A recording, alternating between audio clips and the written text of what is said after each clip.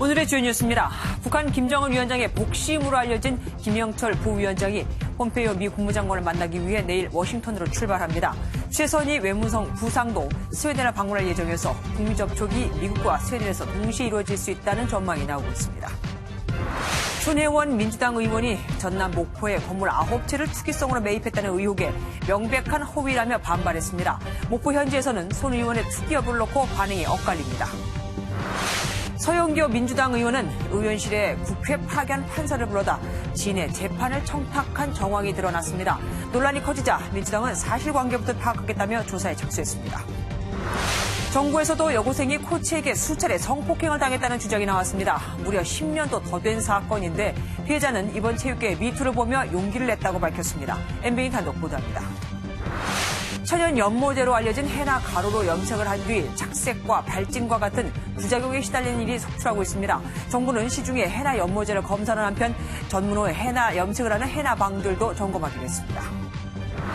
영국이 유럽연합에서 탈퇴하는 데 따른 영국과 유럽연합의 합의안, 브렉시트 합의안이 영국 의회에서 부결됐습니다. 영국이 합의 없이 유럽연합을 탈퇴할 경우 우리나라 수출에도 영향을 줄 수 있어서 정부가 대책 마련에 나섰습니다.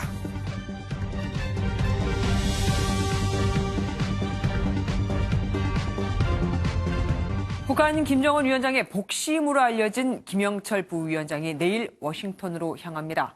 지난해 11월 뉴욕 북미 고위급 회담이 무산된 건 김 부위원장과 트럼프 미국 대통령의 면담이 성사되지 않았기 때문이라는 말도 있었는데 이번엔 만날 수 있을까요? 주진희 기자입니다. 북한 김영철 부위원장이 내일 베이징에서 워싱턴으로 들어갈 예정입니다. Kim Yong-chol is expected to actually overnight in Washington. He's expected to meet with Pompeo. Still not yet determined if he'll meet with President Trump, although I'm told that is the expectation on the North Korean side. 그런데 워싱턴엔 티켓을 예약한 사람 가운데 최선희 외무성 부상도 포함된 것으로 전해집니다. 앞서 최 부상은 어제 베이징 공항에서 만난 각국 취재진들에게 스웨덴에서 열리는 국제회의에 간다고 밝혔지만 워싱턴행 비행기 티켓에 이름을 올린 겁니다. 또 최 부상은 같은 날인 17일 출발하는 스웨덴 스톡홀름행 티켓도 발권한 것으로 알려져 행선지를 두고 분석이 난무하고 있습니다. 지난해 1차 북미 정상회담을 앞두고 이루어진 김영철 부위원장의 첫 방미 때 실무 협상을 책임지는 최선희 부상은 판문점에서 성김 대사와 만난 바 있습니다. 때문에 이번에도 스웨덴에서 비건 특별 대표와 만나 실무 접촉을 할 가능성이 있는 겁니다. 하지만 워싱턴을 향할 가능성도 배제할 수 없습니다. 최 부상이 동행하게 되면 워싱턴에서 김영철 폼페이오의 고위급 회담에 최선희 비건 라인의 실무 회담까지 같이 할 수 있기 때문입니다. 북한이 마지막까지 미국과의 협상에 신중에 신중을 기하는 가운데 내일 최선희 부상의 스웨덴행 티켓이 연막 작전일지 아니면 정말 스웨덴을 향할지 주목되고 있습니다. MBN 뉴스 주진입니다. 북미 고위급 회담 개최가 임박했다는 건 북한 비핵화에 따른 미국의 상응 조치가 있다는 말도 될 수 있습니다. 이게 없어서 그동안 만남이 성사되지 않았던 거니까요. 일단 강경화 외교부 장관은 개성공단과 금강산 관광 재개는 아직 고려 대상이 아니라고 선을 그었습니다. 그렇다면 어떤 상응 조치 카드가 있을까요? 송주영 기자입니다. 강경화 외교부 장관은 북한 비핵화에 따른 미국의 상응 조치를 한미가 긴밀하게 협의하고 있다고 밝혔습니다. 종전선언을 포함해서요. 인도적인 지원이라든가 또 그런 어떤 그 상설적인 그 미북 간의 대화 채널 등 여러 가지가 있을 수 있다고 생각을 합니다. 앞서 남북 정상은 개성공단과 금강산 관광 재개에 대한 기대감도 높였습니다. 아무런 전제 조건이나 대가 없이 개성공업지구와 금강산 관광을 재개할 용의가 있습니다. 이로써 개성공단과 금강산 관광 재개를 위해 북한과 사이에 풀어야 할 과제는 해결된 셈입니다. 하지만 강 장관은 두 사안 모두 현 단계에서 검토 대상은 아니라고 선을 그었습니다. 재개될 경우에 그런 어떤 우리 기업인들의 신변 안전 조치라든가 자산 관리 이런 문제에 있어서의 북측의 의지가 있다 하는 뜻으로 말씀하신 걸로. 다만 남북의 큰 관심사인 만큼 여러 조합을 검토하고 있다는 말로 북한 비핵화 진전에 따라 상응 조치 카드로 검토될 가능성을 열어뒀습니다. MBN 뉴스 송정입니다. 북미 고위급 회담이 가시화됐으니 이제 다음 관심은 그럼 언제 어디서 북미 정상이 만날까 하는 겁니다. 이르면 다음 달 말 베트남이나 태국에서 열릴 가능성이 큽니다. 오지혜 기자입니다. 김영철 노동당 부위원장의 방미로 곧 최종 확정될 것으로 보이는 2차 북미 정상회담 일정. 장소는 베트남과 태국으로 좁혀졌는데 아무리 빨라도 다음 달 말 또는 3월 초가 돼야 열린다는 계산입니다. 물리적으로 의정과 경호 등 실무 준비에만 통상 한 달 이상이 걸리고 미국 내 연방정부 폐쇄, 즉 셧다운 사태가 변수기 때문입니다. 국내 정치적인 어려움을 북미 정상회담이라는 또 하나의 이벤트를 통해서 자신의 지지율을 끌어올리고 타개하는 그러한 소재로 삼고자 한다면 2월에 북미 정상회담이 열릴 가능성도 상당히 높아졌다고. 일단 2차 정상회담이 열리면 한반도 비핵화를 둘러싼 정상외교도 탄력을 받을 수밖에 없습니다. 특히 매년 키 리졸브 한미 합동훈련으로 긴장감이 고조됐던 3월에는 오히려 김정은 북한 국무위원장이 서울을 찾으며 대화 국면을 이어갈 수 있습니다. 또 4월에는 김일성 주석의 생일인 태양절에 맞춰 시진핑 중국 국가주석의 방북, 그리고 교황도 일왕 퇴임에 맞춰 일본을 찾은 뒤 방북하며 비핵화 동력을 견인할 수 있다는 해석입니다. MBN 뉴스 오지혜입니다. 더불어민주당 손혜원 의원의 남편, 친인척 또 측근들이 목포 근대유산문화재 거리에 건물 9채를 사 논란이 일고 있죠. 투기냐 아니냐가 쟁점인데 어쨌든 값이 오른 건 맞다고 합니다. 정치훈 기자가 현장 취재했습니다. 골목 안쪽에 빨간 칠이 인상적인 민박집 건물입니다. 일제강점기에 지어진 건물로 이웃 건물도 이른바 적산가옥으로 불리는 일본식 건물입니다. 더불어민주당 손혜원 의원의 조카 2명과 보좌관 딸이 공동 소유한 것으로 알려졌습니다. 길 건너편 골목 안쪽 허름한 폐가는 손 의원의 남편 소유입니다. 박물관을 짓겠다며 사들인 것으로 알려졌습니다. 이 일대 건물 9채를 지난 2017년 말쯤 손 의원의 친인척과 측근이 사들인 것으로 보이는데 이후 갑자기 부동산 값이 들썩이면서 투기 의혹이 일고 있습니다. 지난해 8월 문화재로 지정되면서 이 골목이 발전될 것이라는 기대감이 높아졌는데 손혜원 의원 소식이 전해지면서 주민들의 반응이 엇갈리고 있습니다. 현지 목포 사는 사람들은 부동산 투기라고밖에 생각이 안 들어요. 정말 팔리지도 않은 그런 집들이 500만 원 줘도 안 판대요. 목포를 굉장히 참 발전시키려고 노력한 분이라고 나는 지금까지 그렇게 생각만 하고 있어요. 그런데 그 양반이 혼자 9채 샀다는 것은 내 생각으로는 아니고. 지난해 구도심인 이 일대 땅값은 1년 전보다 2배 이상 올랐습니다. MBN 뉴스 정춘우입니다. 손혜원 의원은 의혹을 강하게 반박했습니다. 명백한 허위 보도이고 누군가 음해하고 있다며 보도자료와 SNS를 통해 관련 해명들을 쏟아냈고 해당 의혹을 제기한 언론사는 고소하기로 했습니다. 박유영 기자입니다. 손혜원 더불어민주당 의원은 한마디로 명백한 거짓이라는 입장입니다. 손 의원은 보도 이후 SNS에 20개 넘는 글을 올리며 모함, 음해, 저를 죽이려는 것 등의 말로 격앙된 심정을 숨기지 않았습니다.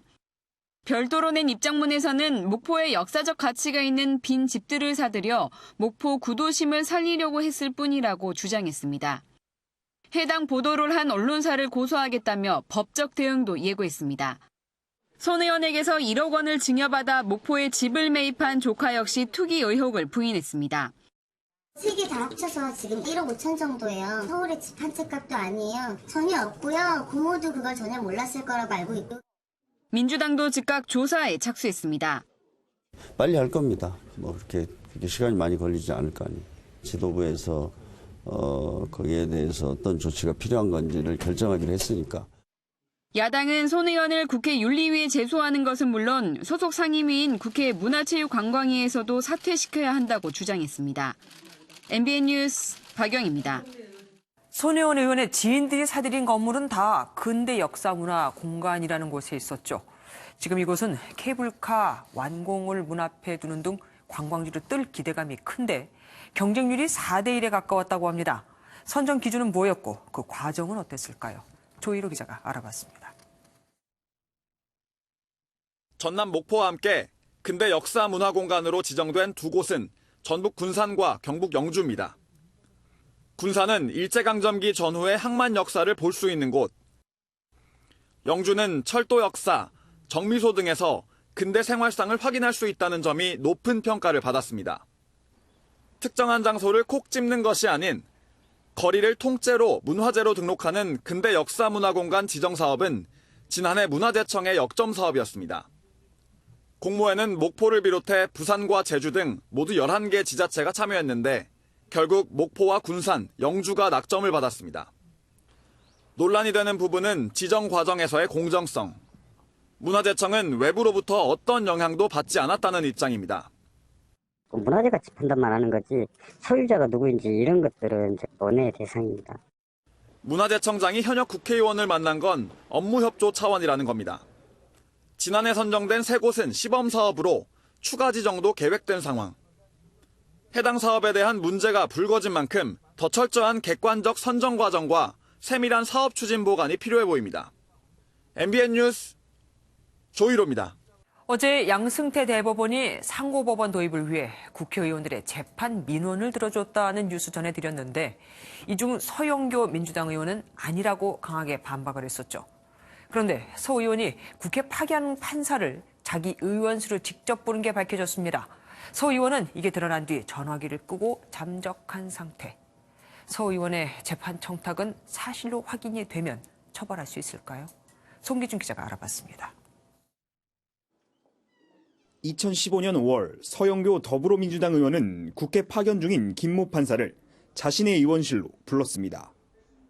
서 의원은 김 판사에게 지인의 아들인 이모 씨 재판과 관련해 죄명을 바꾸고 벌금형으로 낮춰달라고 부탁한 것으로 알려졌습니다. 이 씨의 혐의는 강제추행 미수죄로 공연음란죄로 바뀌면 처벌 수위가 낮아질 수 있었습니다. 당시 임종원 전 법원행정처 차장과 해당 법원장을 거쳐 담당 재판부에 청탁이 전달됐지만 결과적으로 죄명은 바뀌지 않고 징역형 대신 벌금형이 선고됐습니다. 그렇다면 서 의원의 재판 청탁은 처벌할 수 있을까? 지난 2016년 9월 김영란법 시행 이후 재판 청탁은 부정 청탁인 만큼 과태료가 부과될 수 있지만 법 시행 전이어서 적용은 불가능합니다. 대신 직권남용 혐의 적용이 가능한데 이를 두고 법조계 의견은 분분합니다. 재판 업무가 국회의원의 권한 밖이어서 직권남용 적용이 어렵다는 의견도 있지만 서 의원이 국회 법제사법위원회 소속이었던 만큼 직권남용으로 볼 수 있다는 의견도 있습니다. 실제로 재판의 결과를 바꿨음을 입증을 해야 되거든요. 판례도 직권남용죄는 굉장히 엄격하게 해석합니다.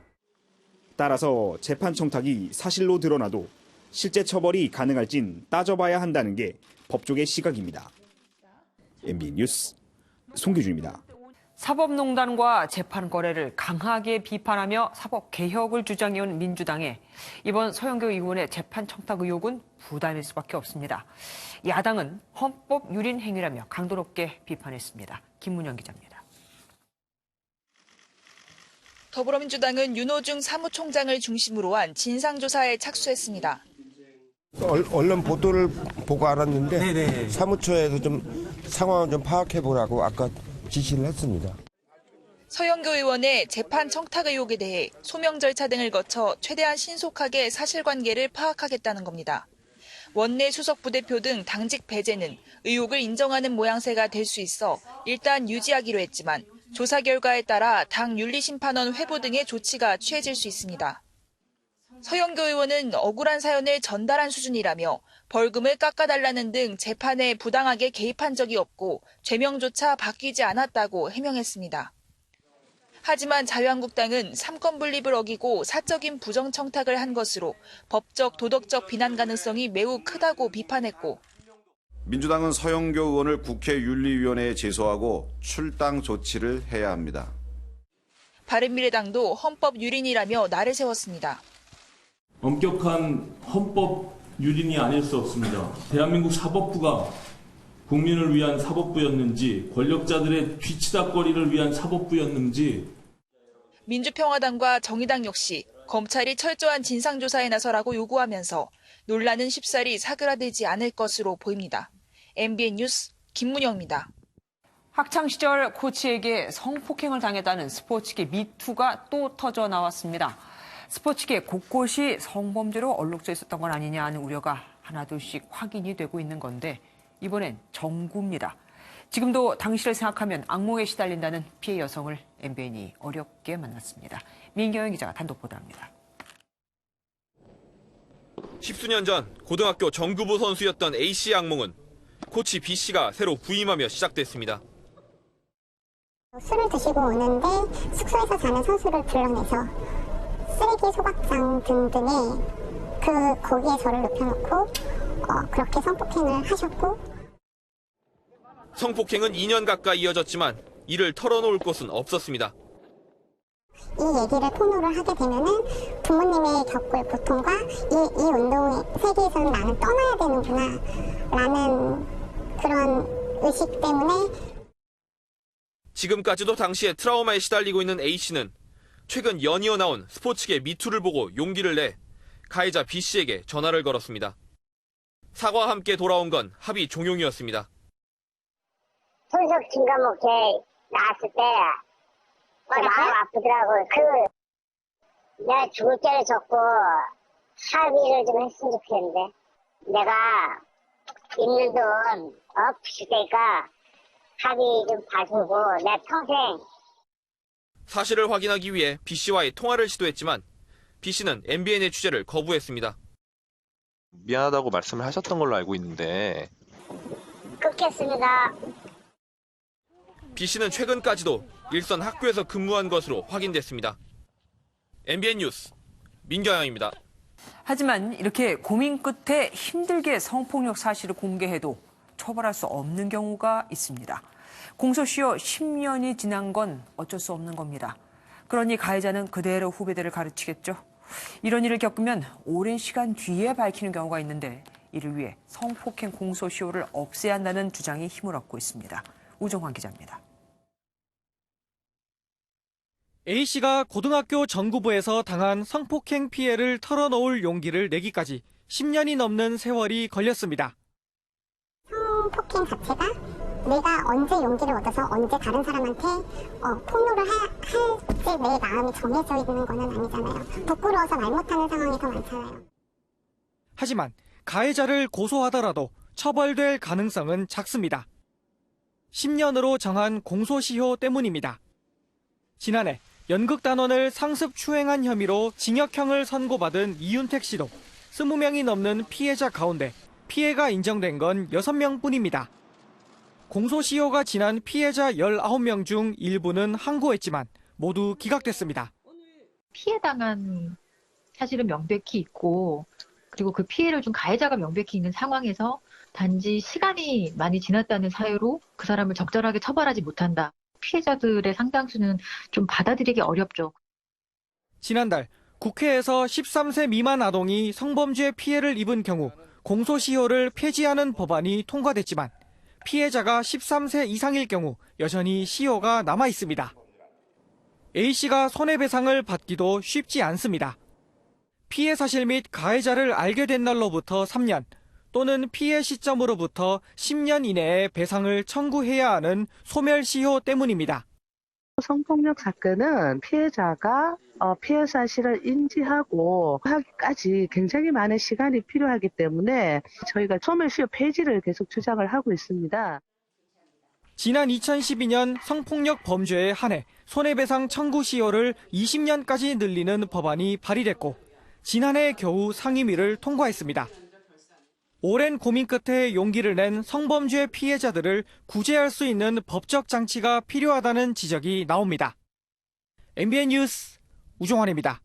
결국 문체부가 국가대표 선수들의 요람인 태릉 진천 선수촌에 대해 감사를 해달라고 감사원에 요청했습니다. 체육계 스스로가 외부 기관의 도움 없이는 자정작용이 힘들다고 판단을 내린 겁니다. 백기를 든 거죠. 강영호 기자입니다. 체육계 성폭행 폭로 주무부처인 문화체육관광부는 점점 커지는 파문에 감사원의 지원을 요청했습니다. 자체 감사로는 한계가 있을 것을 감안해 감사원에 감사를 요청한 겁니다. 선수들이 훈련하고 합숙을 하는 과거의 태릉 선수촌과 진천 선수촌에 대한 감사원 감사반의 조사가 이뤄집니다.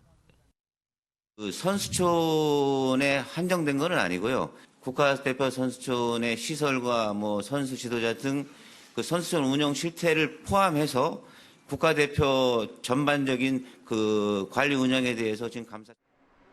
문체부가 먼저 선수촌에 대한 감사원 감사를 요청한 건 이번이 처음. 현장 조사에 들어간 감사원은 본격적인 감사에 착수하면 6개월 이내에 결과를 발표해야 합니다. 문체부는 또 체육계 성폭력 조사에 국가인권위원회 참여를 검토하고 체육회와 분리된 스포츠윤리센터를 설립하기로 했습니다. 한편 최근 제기되는 대한체육회 징계에 대해서는 자칫 국가올림픽위원회에 대한 부당개입 논란에 휘말릴까 곤혹스러워하고 있습니다. 문체부에 체육회, 개별 종목단체까지 잇따른 갖가지 대책이 성폭력 근절을 이끌 수 있을지는 여전히 미지수입니다. MBN 뉴스 강영호입니다. 추돌 사고를 내고 뺑소니를 치는 운전자가 도망을 치다가 중앙분리대와 화물차를 연달아 들이받고 그 자리에서 숨졌습니다. 사고 장면이 블랙박스에 그대로 찍혔습니다. 박상훈 기자입니다. 음악을 크게 틀어놓고 도로를 내달리는 승용차. 교차로에서 속도를 줄이는가 싶더니 신호 대기 중인 차량을 그대로 들이받습니다. 운전자는 차에서 내리지도 않고 달아납니다. 차선을 넘나들며 도망가더니 앞에 나타난 화물차를 보고는 휘청거리다 중앙분리대를 충돌하고 맙니다. 그 상태로 수십 미터나 밀려간 차량은 앞서가던 화물차까지 들이받았습니다. 제 사람을 들이받고 서 있더라고요. 앞부분이 거의 다 파손돼가지고 폐차 수준이었습니다. 승용차를 몬 20대 남성은 그 자리에서 숨졌습니다. 음주 여부는 아직 확인되지 않았습니다. 사고 원인은 영상에 다 나와 있으니까 혈액 감정만 곳곳에서 받아보고 사고를 당한 운전자 2명은 다행히 크게 다치지는 않았습니다. 경찰은 주변 CCTV와 블랙박스 영상을 토대로 정확한 사고 경위를 조사하고 있습니다. MBN 뉴스 박상호입니다. 공사 중엔 콘크리트를 굳히기 위해서 갈탄을 떼 말리기도 합니다. 그런데 아파트 신축 공사 현장에서 갈탄을 피우던 작업자 2명이 숨졌습니다. 일산화탄소 중독으로 보이는데 작업자들은 산소 마스크를 어찌된 일인지 갖고는 있었지만 쓰지는 않고 있었습니다. 이재호 기자입니다. 현장 작업자 2명이 쓰러진 채 발견된 건 오늘 새벽 6시 반쯤. 공사관리자가 39층 기계실에 쓰러져 있던 작업자 2명을 발견해 밖으로 끌어냈지만 이미 숨을 거둔 뒤였습니다. 교육도 다 하고 또 안전장비를 다 지급을 해야 산소 마스크까지 다 줬거든요. 그래서 그런 것까지 했는데도 사고가 나버리니까. 사고를 당한 작업자들은 콘크리트 타설 위에 갈탄을 피우며 실내 온도를 유지하는 일을 해왔습니다. 콘크리트가 얼지 않도록 6시간 정도마다 갈탄을 교체하는 작업을 해온 건데 열기를 가둬두려고 창문 등을 천막으로 막은 것으로 알려졌습니다. 이 때문에 일산화탄소 농도가 짙어진 것으로 추정됩니다. 작업자들은 10분 정도를 버틸 수 있는 산소 마스크를 각각 가지고 있었지만 발견 당시엔 마스크를 쓰지 않은 상태였습니다. 최초 발견자가 그 공사 관계자인데 관계자분 옆에 떨어져 있다고 두 분 다. 경찰은 산소 마스크에 산소가 충분했는지 등을 알아내기 위해 국가수에 분석을 의뢰했습니다. MBN 뉴스 이조입니다. 지하철역 화재는 생각만 해도 아찔하죠. 그런데 오늘 합정역에서 연기가 나 무려 40분 동안 양방향으로 전동차가 무정차 통과했습니다. 박자원 기자입니다. 출구 쪽으로 가던 시민들이 황급히 놀라 뛰어나가고 몇몇은 점점 차오르는 연기를 멍하니 바라봅니다. 곧이어 도착한 소방관과 경찰이 연기가 시작된 지점을 찾아 나섭니다. 오늘 낮 서울 지하철 6호선 합정역 응암 방향 승강장에 연기가 유입되면서 지하철 이용객 100여 명이 긴급 대피했습니다. 승강장 위층 환기실에 있던 공기 순환 장치 모터가 과열되면서 연기가 발생된 것으로 파악됐습니다. 연기는 이곳 플랫폼 천장에 있는 환풍구 여러 곳에서 동시다발적으로 발생했습니다. 30분간 연기가 차오르며 지하철 승객들은 불이 난 줄 알았다며 가슴을 쓸어내렸습니다.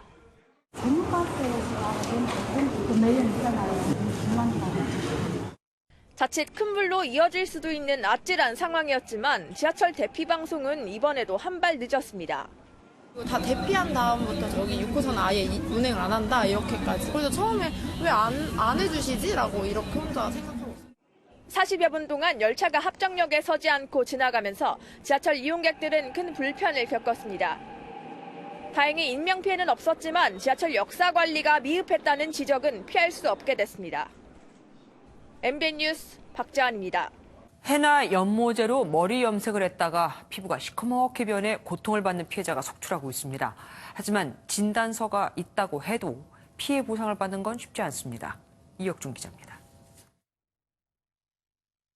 60대 한모 씨는 지난해 2월 미용실에서 해나 염색을 했다가 피부가 시커멓게 변했습니다. 1년 동안 피부염 치료비 1,700만 원이 들었지만 아직도 원상태로 돌아오지 않았습니다. 얼굴도 가렵고 얼굴이 풀락하고 정말 무덤에서 나온 사람처럼 흑빛이니까 얼굴을 들고 다닐 수가 있겠어요. 괴로움은 상상도 못하죠. 소비자원에 접수된 해나 피해 사례는 모두 100건이 넘습니다. 피해 보상은 쉽지 않습니다. 전모 씨는 진단서까지 끊었지만 해나 제조업체는 제대로 된 보상을 거부했습니다. 저 한 번 하면 레이저 한 번 하면 30만 원이 돼요. 근데 수도 없이 해야 된다는데 저거 어떻게 해요? 보상도 못 받았는데.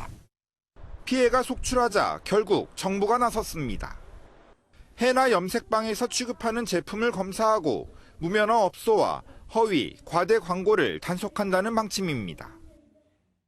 100% 천연 성분이 들어있는 제품이 아님에도 불구하고 100% 천연 성분이라고 허위 광고하여 판매하는 경우에는 행정처분이나 형사처분 대상이 될 수 있습니다. 문제 소지가 있는 일부 해나 염색방은 다단계로 사업을 빠르게 확장하고 있어 소비자들의 각별한 주의가 필요합니다. MBN 뉴스 이혁준입니다. 근육질의 몸을 만들기 위해 사용하는 스테로이드계 약품. 보통 운동선수들이나 보디빌더들이 복용하는데 요즘은 일반인들도 많이들 씁니다. 문제는 의사의 처방이 필요한 약품인데도 맘만 먹으면 마치 건강기능식품 사듯 누구나 쉽게 구입할 수 있다는 겁니다. 서동균 기자가 보도합니다.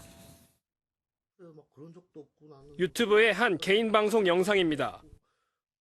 몸은 좋아지고 싶은데 몸은 망가지기 싫다? 그런 약물 사용 방법은 없어요.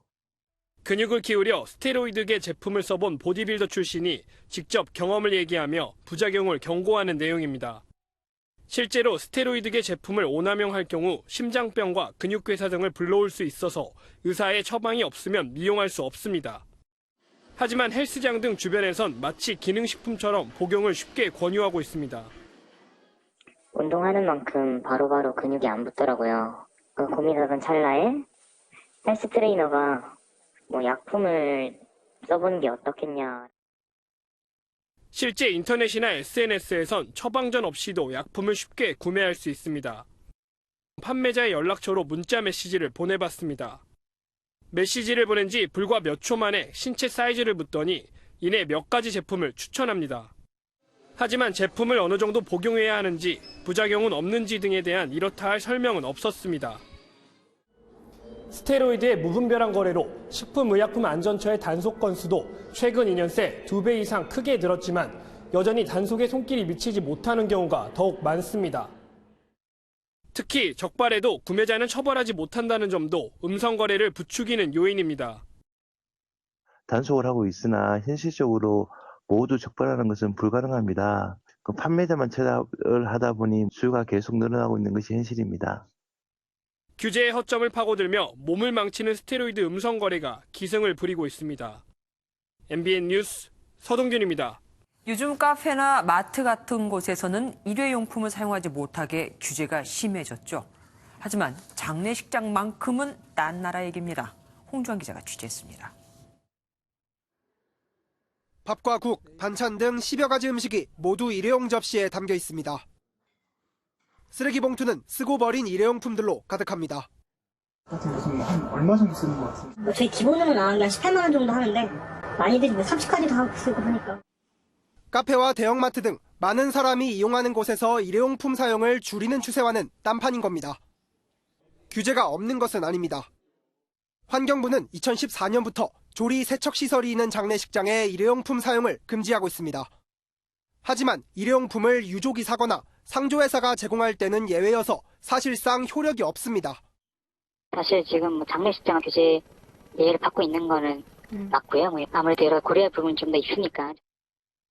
환경부는 공설 장례식장에 대해선 관할 지자체가 일회용품 사용을 자제시키고 있다고 밝혔지만 공설은 전체 장례식장 중 4%에 불과한 것으로 확인됐습니다. 이렇다 보니 모범을 보여야 할 공공기관들은 장례식 일회용품 지원에 막대한 예산을 쓰고 있습니다. 공무원 연금공단의 경우 올해 장례식 일회용품 지원에 책정한 예산은 16억 원이 넘습니다. 플라스틱 용기 자체에 대해서 그것이 환경에 미치는 영향이 세금으로 부과가 돼서 가격이 비싸져야 되는 거죠. 그러면 그거를 쓰지 않을 요인이 생기는데 이건 지금 너무 싸잖아요. 장례식장 일회용품 사용 규제를 강화해 친환경 장례문화 정착을 앞당겨야 한다는 전문가들의 목소리가 높습니다. MBN 뉴스 홍주환입니다. 유기동물을 구하면 한 마리당 10만 원, 11만 원 정도의 보조금을 받는데 이를 받기 위해 케어 박소연 대표가 과거 유기동물 구조 실적을 부풀리는 사기를 저질렀던 것으로 드러났습니다. 당시에도 박 대표가 무분별하게 안락사를 진행했고 사체를 안 매장했다는 추가 폭로도 나왔습니다. 이현재 기자입니다. 박소연 대표는 지난 2005년엔 케어의 전신인 동물사랑실천협회에서 대표로 활동했습니다. 해당 단체는 당시 남양주시와 구리시 두 곳과 유기동물 구조 위탁 계약을 맺었습니다. 유기동물 한 마리를 구조할 때마다 10만 원에서 11만 원의 보조금을 받는 방식입니다. 5개월간 박 대표가 구조했다고 신고한 유기동물은 163마리, 모두 1,700여만 원의 보조금을 받았습니다. 그런데 당시 박 대표가 실제로 구조한 동물 수를 부풀려 보조금을 편취한 것으로 드러났습니다. 구조하지도 않은 동물을 신고하거나 이미 구조된 동물을 이중으로 신고한 겁니다. 결국 사기 혐의로 재판에 넘겨진 박 대표는 보조금 신청 내용에 일부 오류가 있었을 뿐이라고 해명했지만 소용없었습니다. 대법원은 박소연 대표가 보조금을 더 받아내기 위해 실적을 부풀렸다고 판단하고 200만 원의 벌금형을 최종 확정했습니다. 박 대표가 이 즈음 무분별하게 안락사를 시키고 소각해야 하는 사체를 안 매장했다는 추가 폭로도 터져나왔습니다. 다른 동물 단체들은 속속 드러나는 박 대표의 행태에 분노를 감추지 못했습니다. 동물권 운동 진영의 어떤 체계, 우리가 갖고 있는 원칙, 철학 이걸 지금 다 무너뜨려 놨어요. 논란이 확산되는 가운데 박 대표는 이번 주 안에 기자회견을 열고 자신의 입장을 밝힐 예정입니다. MBN 뉴스 이현재입니다. 민주당 송영길 의원으로 촉발된 탈원전 폐기 논란에 문재인 대통령이 선을 그었습니다. 원전 해체 산업을 적극 지원하겠다며 신한울 원전 건설에 반대 입장을 분명히 한 겁니다. 황재영 기자입니다. 기업인과의 간담회에서 신한울 원전공사 재개를 반대한 문재인 대통령이 원전 해체 산업에 대한 적극적인 지원에 나섰습니다. 산업통상자원부는 오는 3월 동남권에 원전 해체 연구소 설립을 추진하기로 했습니다. 이 연구소는 수명이 다 된 원자력 발전소를 해체하는 최적의 방법을 고안하고 또 그 기술을 수출하는 역할을 맡게 됩니다. 노영민 비서실장과 강기정 정무수석도 국회를 찾아 원전 건설과 관련된 당청 갈등 진화에 나섰습니다. 의원님들 발언을 들고 당정 갈등이다 이렇게 표현도 하시는데 큰 방향에서는 의원님들의 발언이 정부 정책과 다르지 않다는 것을. 기업인들이 건의한 규제 개혁에 대해서는 규제의 필요성을 공무원이 직접 입증하는 공무원 규제 인증제 도입을 추진하기로 했습니다. 김의겸 청와대 대변인은 신산업 투자 프로젝트 전담반을 만들어 수소경제와 바이오에너지 신산업 육성에 적극 나서겠다고 밝혔습니다. 문 대통령은 반도체 수요가 계속 늘 것이라는 삼성과 SK 총수의 말을 인용하며 경제수석이 반도체 산업을 직접 챙길 것을 지시했습니다. MBN 뉴스 황지연입니다. 하지만 야권에서는 오히려 탈원전 폐기 국민 투표까지 거론하고 있습니다. 탈원전 정책 반대에 30만 명 이상이 동참을 했다면서요. 이어서 오태윤 기자입니다. 대만의 탈원전 폐기 국민 투표를 이끈 예종광 칭화대 교수를 초청한 자유한국당. 예 교수는 대만이 원자력 발전 비중을 줄이며 화력 발전 비중이 높아져 대기오염 문제가 심각해졌다고 말했습니다. 또 전력 수급 문제까지 겹쳐 600만 명 이상이 탈원전 정책 폐기를 찬성했다고 전했습니다. 한국당은 탈원전 정책 반대 서명에 30만 명 넘게 동참했다며 국민투표를 추진하기로 했습니다. 공론화와 그리고 국민 투표 과정을 거쳐서 폐기를 유지할 것인지 말 것인지 이 부분에 대해서 국민의 의사를 물어서 바른미래당도 국민투표를 통해 확실한 의견을 물어야 한다고 강조했습니다. 바른미래당은 이러한 일련의 절차를 진행할 독립적이고 중립적인 범사회적 기구를 구성할 것을 제안합니다. 여당인 더불어민주당은 원전 감축은 세계적 추세라며 적극 방어에 나섰습니다. 원전 감축은 앞으로 70년간 단계적으로 시행될 정책입니다. 우리나라의 전력 예비율도 25%로 원전 감축에 따른 전력난 걱정도 없습니다. 탈원전 정책을 두고 여당에서도 이견을 보이는 데다 미세먼지까지 맞물리면서 야권의 공세는 더욱 거세질 것으로 보입니다. MBN 뉴스 오태윤입니다.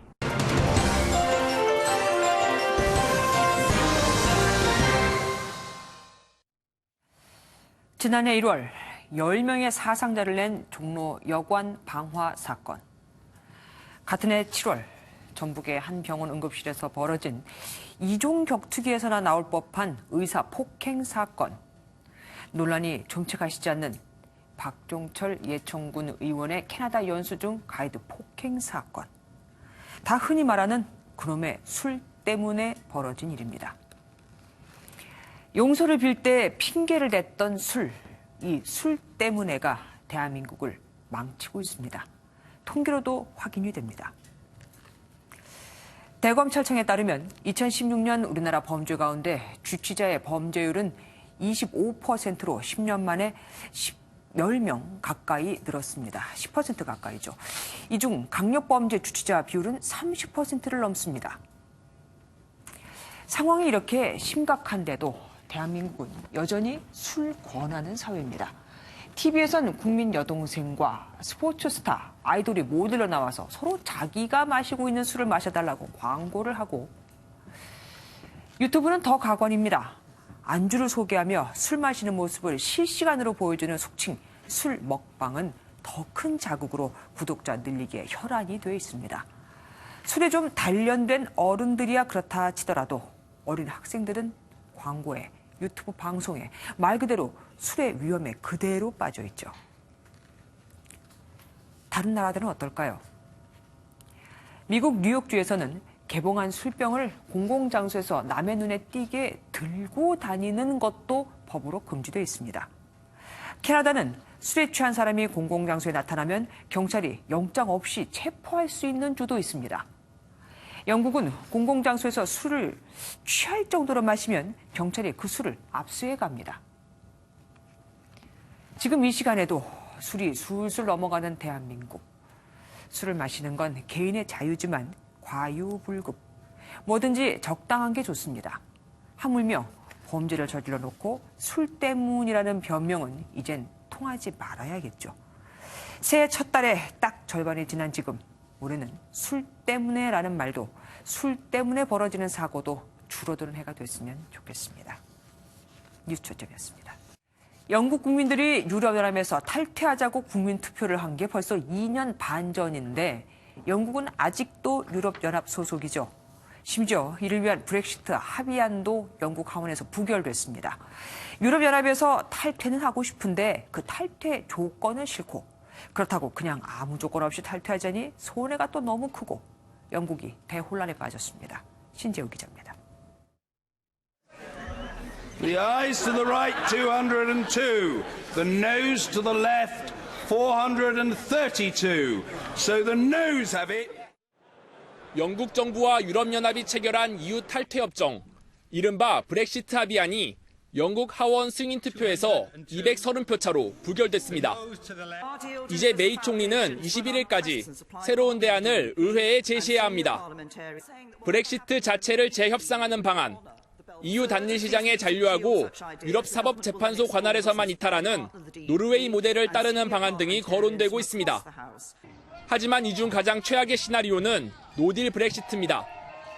노딜 브렉시트가 현실화되면 영국과 EU가 합의한 21개월의 전환기간이 적용되지 않아 EU 자동 탈퇴일인 3월 29일 즉시 회원국으로 적용되던 모든 혜택들은 사라지게 됩니다.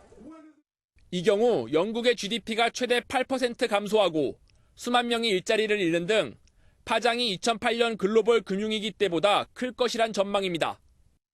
A no deal would be catastrophic, and I believe all of us have a responsibility to avoid it. I think the Prime Minister's got. 제2국민투표 시행도 거론되지만 물리적으로 EU 자동 탈퇴일 전까지 실시하는 건 불가능할 것으로 보입니다. MBN 뉴스 신재우입니다. 최악의 시나리오로 거론되고 있는 노딜 브렉시트. 그러니까 아무 조건 없이 그냥 영국이 유럽연합에서 탈퇴를 하게 되면 우리에게도 영향을 미치게 됩니다. 영국과의 교역 규모는 크지 않지만 없던 관세가 새로 생길 수 있기 때문입니다. 자동차와 선박, 위스키 등은 물론 영국 프리미어리그 중계에도 불똥이 튈 수 있습니다. 신동규 기자입니다. 현재 우리 기업이 영국에 수출할 때 EU와 맺은 FTA가 적용되는 덕에 큰 제약이 없습니다. 그런데 영국이 탈퇴하면 별도로 FTA를 체결하기 전까진 승용차나 자동차 부품 등 업종별로 최대 10%까지 없던 관세가 부과될 수 있습니다. 지난해 11월까지 누적 수출 금액이 1조 5천억 원에 달하는 승용차와 1조 2천억 원에 육박하는 선박 분야에서 가격 경쟁력 하락이 우려됩니다. 자동차 업계 관계자는 영국 시장에 연간 10만 대 정도를 수출하는데 작다고 보기 어려운 규모라면서 현지 공장이 있는 일본 등 외국 업체와 경쟁해서 밀릴까 우려된다고 전했습니다. 수입 위스키도 가격이 오르고 영국 프리미어리그 중계도 시청률가 오르거나 계약 변경에 따른 중계 중단 가능성이 있습니다. 관계부처 합동점검반을 설치한 정부는 일단 실물 경제에 미칠 영향력은 제한적일 걸로 내다봤습니다. 지난해 영국 수출이 54억 달러로 전체의 1%, 수입도 1.3% 정도로 크지 않기 때문입니다. 이번 협상안 부결은 대체로 예상된 결과였기 때문에 부결 직후에 국제금융시장에 미치는 영향은 제한적이었습니다. 국내 증시도 소폭 상승하며 마감했습니다. MBN 뉴스 신동유입니다. 한진칼과 대한항공의 주요 주주인 국민연금이 주주권을 적극적으로 행사하기로 했습니다. 조영우 회장의 이사 재선임 안건이 올라오는 오는 3월 대한항공 주총에서 어떤 입장을 취할지부터가 관심입니다. 이수아 기자입니다. 새해 처음 열린 국민연금 기금운용위원회 안건은 한진칼과 대한항공에 대한 주주권 행사였습니다. 공분을 일으킨 조양호 회장 일가의 연이은 갑질이 검토 배경입니다. 지난해 7월 수탁자로서의 책임에 관한 원칙인 스튜어드십 코드를 도입한 뒤 이를 이행하는 첫 사례입니다. 주주권을 발동을 한다고 한다면 처음 사례가 되기 때문에 앞으로 이게 좋은 전례가 될 수도 있고 그래서 객관적인 자료 위에서 하자는 것이 주된 의미였습니다. 국민연금은 대한항공 지분 11.56%를 보유한 2대 주주이자 한진칼 지분 7.34%를 보유한 3대 주주입니다. 최종 방침은 국민연금 수탁자 책임 전문위원회의 검토를 거쳐 결정됩니다. 시민단체와 대한항공 노조는 기업 정상화를 위해 강력한 주주권 행사가 필요하다는 입장입니다. 갑질 경영을 하는 분들이 개선된 여지가 없다고 생각하기 때문에 이사 행사 이런 걸 통해서 해결하려고 요구하고 있는 걸로 알고 있고요. 국민연금은 다음 달 초까지 논의를 마치고 3월 한진칼 대한항공 주주총회에서 주주권을 행사하게 됩니다. 대한항공 주총은 조양호 회장의 이사 재선임 안건이 올라올 예정입니다. MBN 뉴스 이수아입니다. 숫자를 보는 오늘의 뉴스입니다. 불에 타고 찢어져 폐기한 돈이 액면가 기준으로 지난해 4조 원을 넘었습니다. 지폐만 6억 장이 넘는데 쌓으면 그 높이가 백두산의 23배, 롯데월드타워의 113배에 달합니다. 폐기되는 화폐 때문에 새로 돈을 찍어내는데도 돈이 드니까 639억 원이나 또 썼죠. 이렇게 손상된 지폐는 남은 면적이 4분의 3 이상이면 액면 금액 전액을 교환해주지만 5분의 2 이상, 4분의 3 미만이면 절반만 새 돈으로 교환해준다는 점도 유념해 두셔야 합니다. 내 사건을 맡은 판사가 왜 이렇게 더러운 사건만 오지라고 한다면 그 일을 직접 겪고 있는 나는 뭐가 될까요? 훌륭한 판사도 있지만 법정이 자기 집 안방인 양 이렇게 고압적인 태도를 보이거나 고성에 막말을 일삼는 자격미달 판사도 여전히 많습니다. 법관들의 민낯 한번 보시죠. 조경직 기자입니다. 사법농단 사태로 사법부에 대한 자성의 목소리가 높은 이때 법정에서 막말에 여전히 고압적인 태도를 일관하는 일부 판사들의 민낯이 공개됐습니다. 어젯밤 한숨도 못 자 너무 피곤하니 불필요한 말은 하지 말아라. 왜 이렇게 더러운 사건들이 오지? 이대로 가면 패소다. 법정에선 판사들이 뱉은 말입니다. 그렇게 오만불순하게 하면 안 그래도 그 재판에 간 사람은 여러모로 있는데 얼마나 속이 비참하겠어요. 정말 그러면 안 됩니다. 네, 아니오로만 대답하세요라고 윽박지르며 피고인을 무시하거나 변호인에게 변론 시간을 고작 1분만 줘 충분한 변론 기회를 박탈하는 경우도 여전했습니다. 서울지방변호사회가 회원 변호사들을 상대로 지난해 재판을 담당했던 법관에 대해 평가한 내용입니다. 그 재판 절차에 대한 국민의 신뢰 그리고 사법 절차에 대한 감시 기능, 견제 기능 등으로 이게 시작이 된 거라서 평가 결과가 법원에 전달되고 있지만 평가 우수 법관만 공개되다 보니 문제의 법관들의 태도는 해가 바뀌어도 변하지 않는다는 지적이 나옵니다. MBN 뉴스 조경진입니다. 검찰이 송인배 전 청와대 정무비서관을 정치자금법 위반 혐의로 의정부지법 고양지원에 불구속 기소했습니다. 서울 동부지검은 송 전 비서관이 시그널시 CC로부터 약 7년간 고문으로 재직하며 받은 2억 9천만 원가량의 급여는 정치자금 성격이 강하다고 보고 이 같은 결정을 내렸습니다. 스포츠 경기에서 비디오 판독은 이제 보편화가 됐습니다. 국내 스포츠에서 가장 먼저 비디오 판독을 도입한 종목이 배구인데요. 6개의 카메라가 배구장 구석구석을 감시하며 포청천 역할을 하고 있습니다. 김태일 기자입니다.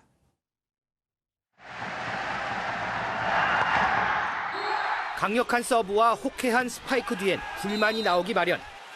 한쪽은 아웃이라고 주장하고 다른 한쪽은 아니라고 항변합니다. 이때 나오는 것이 바로 비디오 판독을 요청하였습니다. 네트 양쪽으로 각 한 대, 후방에 각 한 대, 코트 옆면에 각 한 대 등 기본 6대에서 최대 8대의 카메라가 배구장 안을 감시합니다. 이번 시즌 3라운드까지 요청된 비디오 판독은 모두 366건.